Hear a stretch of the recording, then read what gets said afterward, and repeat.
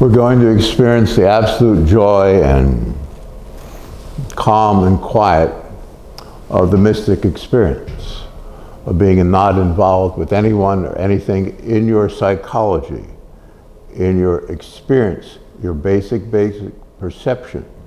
All of us who are spiritual have known this from birth, and the world collapses in on around us with the what's called our conditioning, right? Our conditioned experiences. When you're a child, you're running around with your friends, you're 2 years old, your mom's taking care of you, there's an openness, a happiness, a freedom, right? And then over the years, the reason like you're an older, like I'm 170 years old, and what I'm pointing is that there's so much conditioning that you think you are your experiences in this life. Every mystically inclined person, all of us, and we are all spiritual, know that there's something separate from the everyday. We know that we're not really here. It's tedious to our senses, especially our higher senses, to endeavor to persevere, to try to be with people around us when every moment, boom, the conditioning blows away, right? And people will try to ascribe some difficulty to us or some problem, and we've never been here. It's the whole idea in Buddhism, they call it voidness. It's the emptiness of all perception. And all of us who are spiritual know exactly what that means. Yet we're here in this hellacious environment for a reason.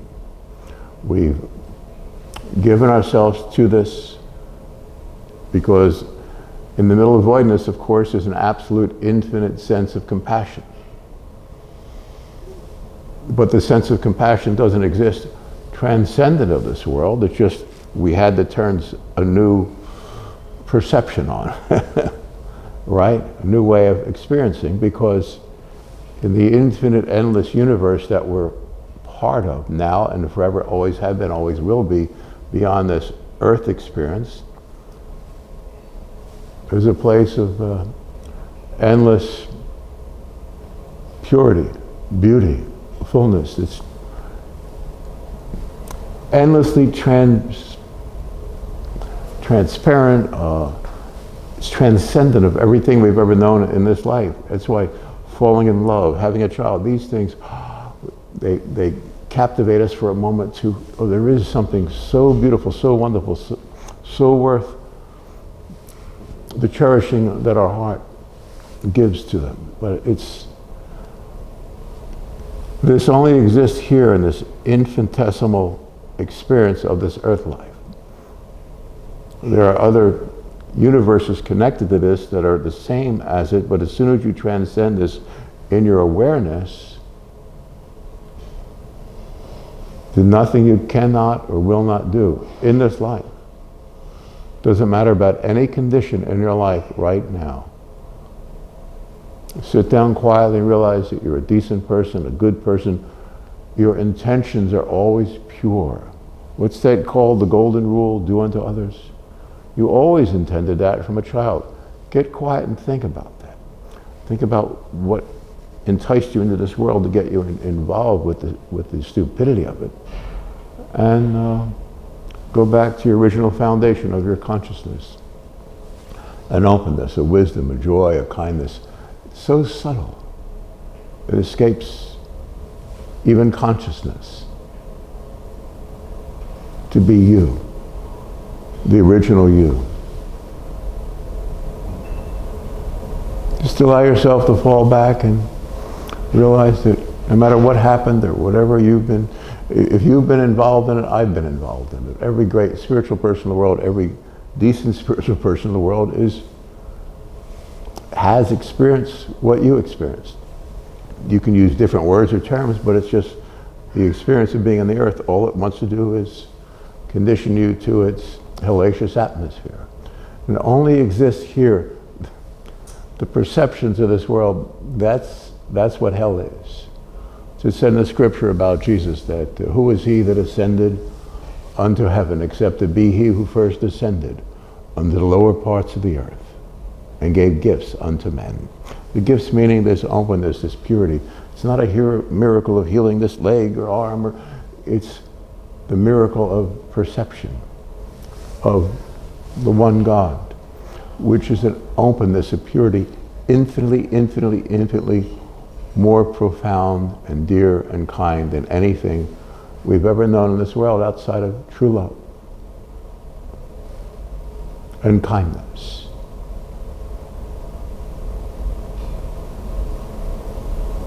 You're there now, you've always been there. That's where you truly reside. In the Revelation, the chapter 10, it said that there be time no longer. And what was meant was the perception of time. All these ancient, the King James Bible, when I first looked at it when I was in India up in a mountain there, it just shook me to the ground that it was so profound, that here were very powerful, strong men that experienced what I experienced up in the mountains, this mystical purity of eternity, and did the best they could in an open society to present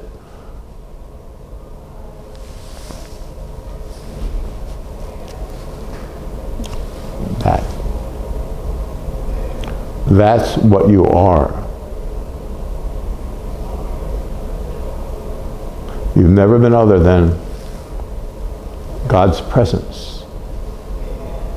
And from birth, this world collapses in on you, and at a certain point, you wake up to your spirituality. You might be 7 years old, you might be 23, you might be in a circumstance, and all of a sudden you realize you've been feeling this openness, but nothing in the world allows that outside of your mom's love or a chocolate cookie.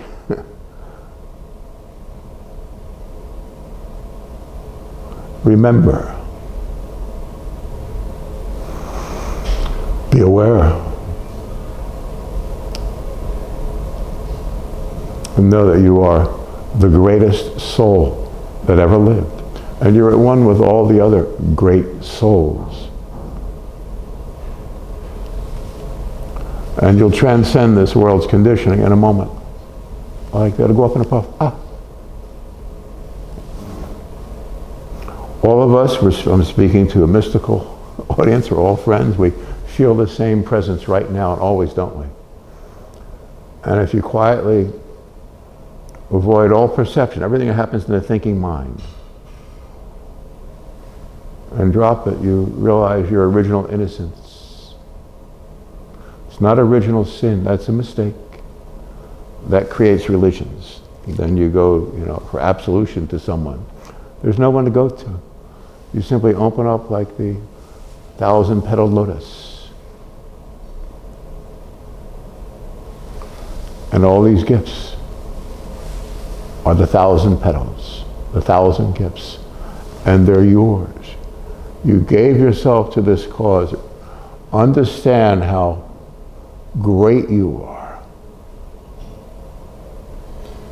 You're here of your own volition spiritually. There's an infinite, unending cosmos called God. It's infinitely more wonderful.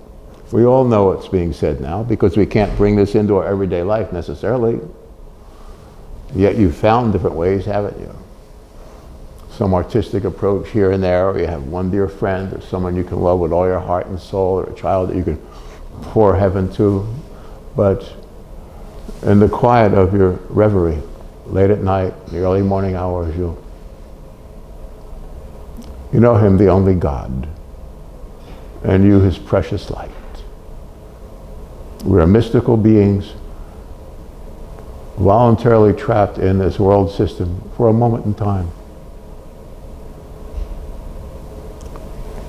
so that we don't acknowledge time or circumstance, meaning our conditioning. And it simply happens to us. We can sit down quietly and realize our intent. You're an empath, you're an empathic person if you're spiritual, right?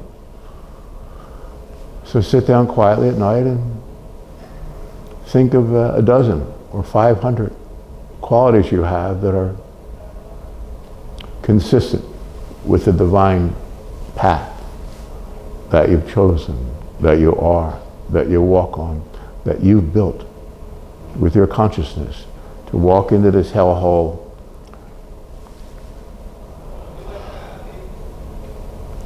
and rescue all your friends of old.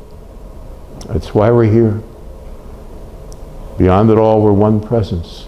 So sit here quiet and realize the golden rule. Do unto others.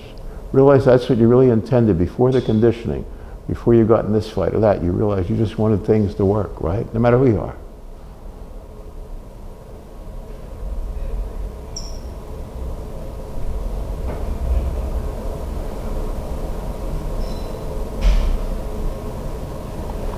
You're good, you're kind, you're true. It's good to write these down or knock them out. It's like, write down 10 or 12 good qualities you have. It'll go down to 4,000 in a couple days. You'll be shocked that, oh, I intended this, I intended that. You see? Remember 10 spiritual experiences you had and knock those out. Oh, this happened, that. You rebuild get the cerebral cortex off you, and like, that's the conditioning of being here, and you'll eventually walk out into the open field again. What in Buddhism is called voidness. It's an infinite openness. Somewhere in the middle of it you find endless compassion. You don't take part in the everyday. But this dark force will bring you back into it all the time, won't it? But if you look through that, this thing called Satan, you look through that, and that won't exist. And when more than a handful of us together endeavor to persevere at that, look at the dark force directly, it's all it'll take. This world system will go up in a puff. It's not solid. There's never been anything solid. There's nothing to fear or want to have or to hold. There's only this exquisitely pure sense of kindness. And through that, that's our starship into eternity before our Father. Father is a givingness that gives to us forever. As a spiritual person, you know the truth of that. When you meet God face to face, it's forever. You are forever. You've given yourself to this cause. You have nothing to do with it. Guilty without wanting to be, and innocent without knowing. Please understand your innocence, and you don't have pride in innocence. It's that you're not involved with this, and an emotion transcendent of innocence or purity will arise from within you, gently, evermore. You are forever. You will never die. No one ever died. The conditioning of this world is something satanic or evil, and that's what it is, but it's nothing if you arrive here at this conclusion based on the evidence of perception, of the voidness, the openness, the purity, the kindness, the truth of an eternal God, of an eternal you. You are that, not this. In the quiet of your contemplation, you'll overcome all enemies. Every adversary will fall before you.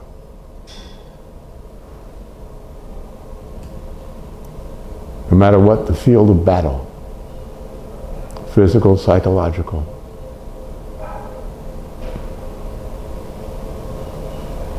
you know who you are. Never accept a lesser God. You are God's presence for a short time and a glimpse of eternity. Let go of the conditioning. Walk back out to the sunset and enjoy this evening and tomorrow's sunrise. You are God's sunlit morning.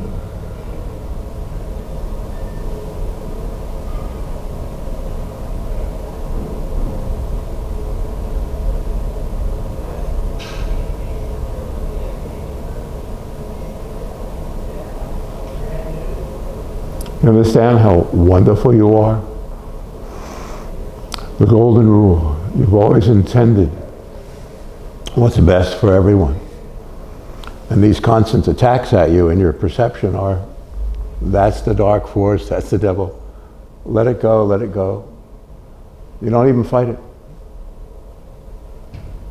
You're not this, you're not that. The golden rule. You've always intended well. Please write down 10 beautiful experiences you had, spiritual, educational, whatever, all the different areas of life, and rebuild your psyche until it's perfect and pure and kind and true as you are.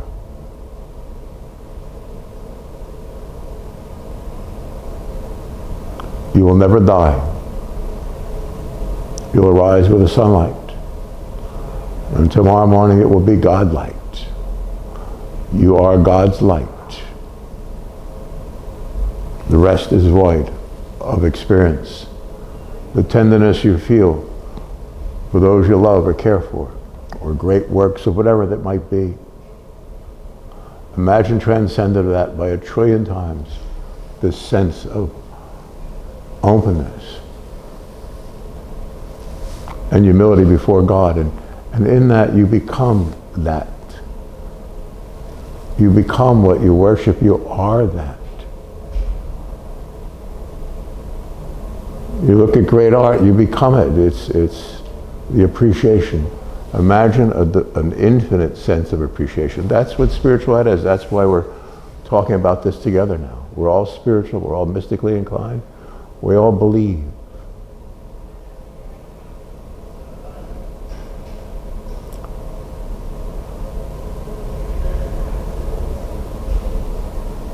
Your perception is more beautiful than a flowering field, a great work of art.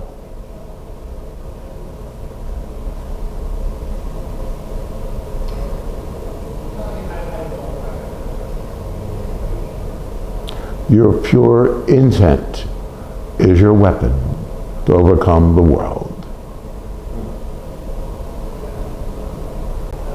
In our spiritual awareness, consciousness, our perceptions become very, very delicate.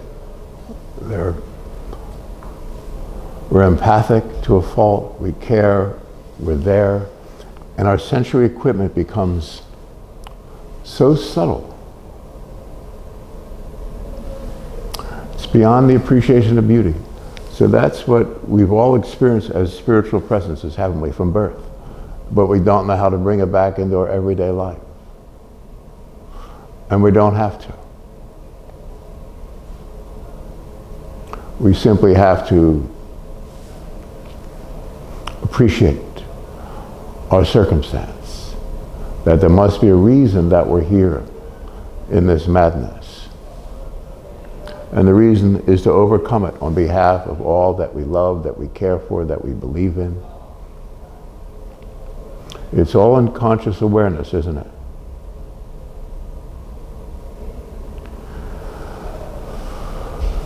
If we allow our sensory equipment to become more subtle, more subtle, more subtle, it's the appreciation of beauty. And somewhere in that, realize there's nothing to be afraid of. It's all ephemeral. The world it seems to be. People, places, things. That's what the Buddhists call hungry ghosts. People who believe in their body, in the reality of the world. And if you don't believe in it, you sit quietly as the monk on the hill. Let everything pass by. That's not weakness. That is profoundly powerful. If I think or we think of any of the monks or the great ones or the great Saint Bernadette or whatever, they've all experienced this mystical sense of reality. That's why they allowed, without fighting back, the horrors of this world to inflict themselves upon us. We're okay, right here. So if the great souls we're aware of, we'll say Saint Joan of Arc. There's a great book by Mark Twain that's a biography of hers that is like she had someone live with her every moment from the time she was a child. So if you carry the You can read exactly what happened in her psyche, her words from beginning to end. Excuse me. And it's quite enthralling to understand that nothing's ever changed. Nothing. Whether you're Jesus Christ, Moses, the great saints and seers we're aware of throughout history, they've all experienced what you experienced, what I experienced. The conditioning from childhood and the endeavor from inside to do the right thing. We always intend that, don't we? We never really wanted to hurt, to be unkind. We wanted to be a good kid to our mom, to our dad. We wanted to achieve, to succeed, because that's what the world wanted of us. But when we get quiet in this meditative state, it doesn't matter what anyone wants out there. You stepped aside from the world seen to the soul, unseen, unknown. And when you're in this place that you're in now, it doesn't matter what the world says or wants or desires. Those values are gone. Those inhibitions, those threats, those warnings, do this, do that, they're gone.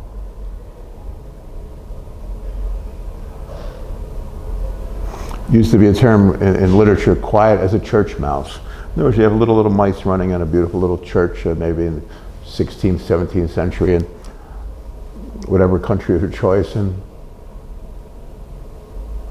the church is quiet and calm. Beauteous atmosphere. A little mouse scrolling around, and you don't hear it. It's being even more gentle than it normally is. Quiet as a church mouse, and that's what we are. We're just here in this temple, and as soon as we quiet ourselves, we can appreciate the higher thoughts, the better ways, the truer sense of existence. And in that, we become that. We are that. In our meditative life, we let go of all conditioned experience, everything that happened to us from childhood to this point. And for all of us, we've experienced other times and places, haven't we? And we let go of that. That was simply an indication of what was to come. And what was to come is this, the last day, the last time. And it's not for you that we say this within ourselves, the last time. It's out of a sense of compassion for all that we love and care for, and every decent person, and every childhood calamity. We won't have it anymore, will we? If you toughen up in your heart, you can overcome the whole thing now.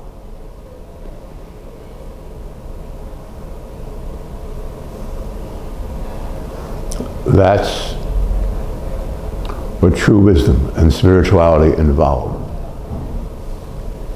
You can look through it all. You can end it all. That's your purpose. That's why we are born.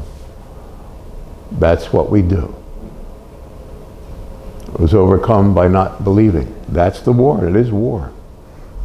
Many of us have been to war, been to every kind of war in the streets, or this or that, the other. My buddy here is a 10th degree martial artist, Greg, that does these videos, and he's the quiet, most calm person in the world because he's never going to be afraid physically.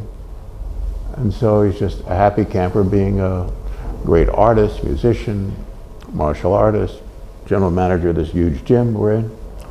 And so he can sit there and appreciate. We go to the graveyard of his family and feel the presence there like they're still here. You understand? No one ever died. And the more quiet you become, more aware of this, more transcendent of the everyday you are. And if we become utterly quiet and realize you are the quiet, that's your identity, then this need not be. Only that. Holy Father God, There is a God. He is the Holy Father. It's so different than is taught in the religious arena. It's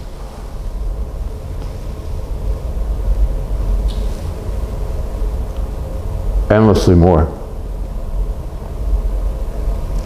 beauteous, kind, dear to our heart. God gives everything that God is to us. And this God isn't someone we're separate from. There are no shadows. There is no time or place or circumstance. There is no fear in perfect love. You are a transcendent presence. You will never die. You'll let go of all your conditioning. You're doing it now. And you're not doing it for yourself. You're a volunteer.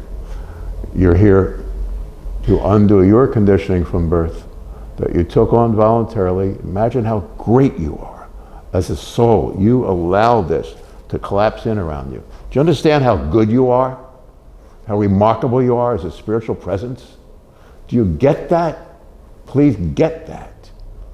Then let go of this, and then on behalf of a tired nation and world, we can lift our friends and loved ones out through the madness into this open field of divine wisdom and kindness and joy and sweetness. Be a gentle reminder to all the decent people you know of the one God. No. You are pure, you're good, you gave yourself to this. It isn't being proud about being good, it's you're just here. And from that, that's the gateway to eternity. There was a movie called Stargate or something I thought years ago where you'd go to this place and then you'd be in the and I have, well, we've all experienced these things of other universes and all, but they're all spiritual and wonderful and transcendent. You're spiritual and wonderful and transcendent. You must accept this, but it's not, I'm not reacting to anything. In the Orient, they would say, not this, not that, in Hinduism, in their meditative practice. Well, you didn't go to a church to someone to tell you, read from a book and tell you what it is. You would go to the temple there and sit and appreciate eternity in the way your heart takes you to. We're all a little bit different in the place we are, and walking back on the golden path to the golden light.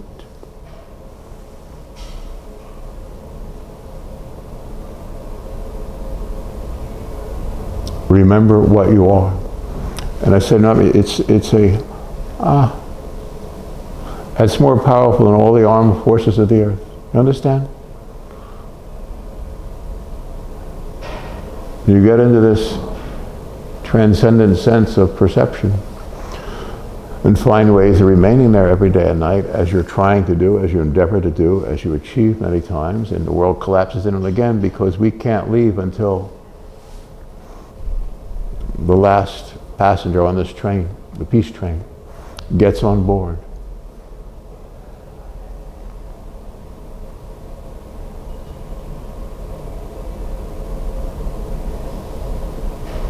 You must realize the purity of your intent is the first touchstone to who you really are. That's your soul. And the light of the soul is God. And the light of God, to God, is your soul. Do you understand? We get more and more humble. God becomes more and more close. We gave that up for Him, for the people that are here. Their souls are trapped temporarily. They only exist here in this hellacious place. First of all, realize what a great soul you are for doing this. for allowing this to happen to you so you could understand it, and then teach your other friends how to let go of it. It just happened in eternity. You can't blame God. It just is. As vile and stupid and evil as it just is. And if it just is to you, then you've overcome the world. You're a great soul. You're the meaning of this last age of ice and time and timelessness. You are the purity of eternity. You've never been other. You'll free all your friends and loved ones. That's just the way it's going to be. Thank you for listening. Thank you, sir. Thank you, Mr. Skolder.